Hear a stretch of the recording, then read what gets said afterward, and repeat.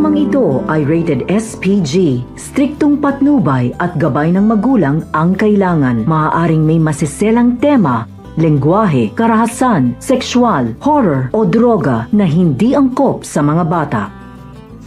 Mabisto nga dito ni Giselle ang pinaplano dito ni Moira dahil nga sa pakikipag-usap dito kay Baladja na hindi naman pala nagsasabi ng totoo itong si Zoe nung tanungin ito ni RJ at ni Giselle kung saan nga nila itinago itong si Lolo Pepe. Kaya naman matalino itong si Giselle ay agad naman na minamanmanan niya itong si Moira. Ang hindi niya inaasahan na noong tinawagan muli dito ni Moira upang isagawa na ang kanilang transaksyon ay sakto naman na narinig dito ni Giselle. Kaya dito na nga nagdududa at mabuking na nga dito ni Giselle ang pakikipag-usap dito ni Moira kay Baladja na tama nga ang kanilang hinala na may kinalaman siya sa pagkakawala dito sa kanyang ama.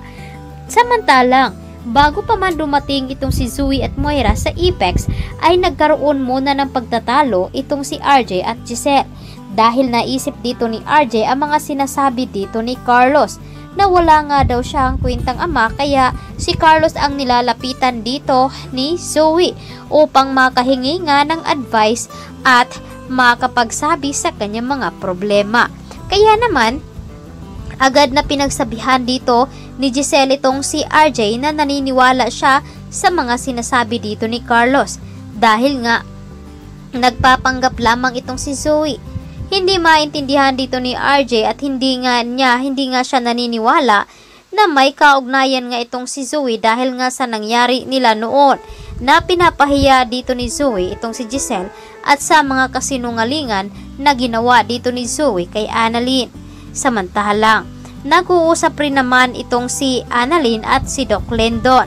Tila nagdududa itong si Annalyn sa mga ikinikilos at sinasabi dito ni Doc Carlos. Inamin nga daw dito ni Doc Carlos na naging close nga daw sila dito ni Zoe dahil nga sa pagiging ama dito at nahalata rin dito ni Annalyn na magkaugali nga daw itong si Zoe at si Doc Carlos na parang mag-ama silang dalawa. At kung meron mang mga sikreto itong si Moira, sigurado na sinabi na dito ni Zoe kay Carlos. Ang ipinagtataka lamang daw dito ni Annalyn kung walang binabanggit nga itong si Carlos na close pala sila dito ni Zoe.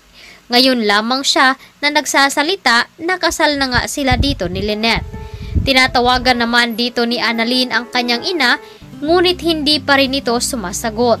Kaya labis ang pag-aalala dito ni Annalyn dahil hindi nga sumasagot itong si Lynette.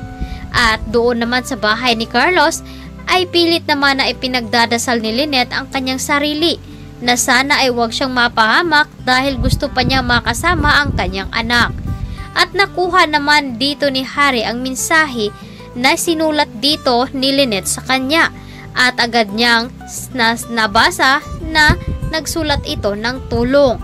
Binalikan nga dito ni Harry itong si Lynette at doon nga siya dumaan sa may bintana at dito na nga malalaman ni Harry ang ginawa dito ni Dax kay Lynette at matutuklasan nga ba nila kung sino ang mastermind na nag-utos upang looban itong si Lynette. Kaya ito ang dapat nating aabangan bukas dito lamang sa Abot Kamay na Pangarap. Maraming salamat.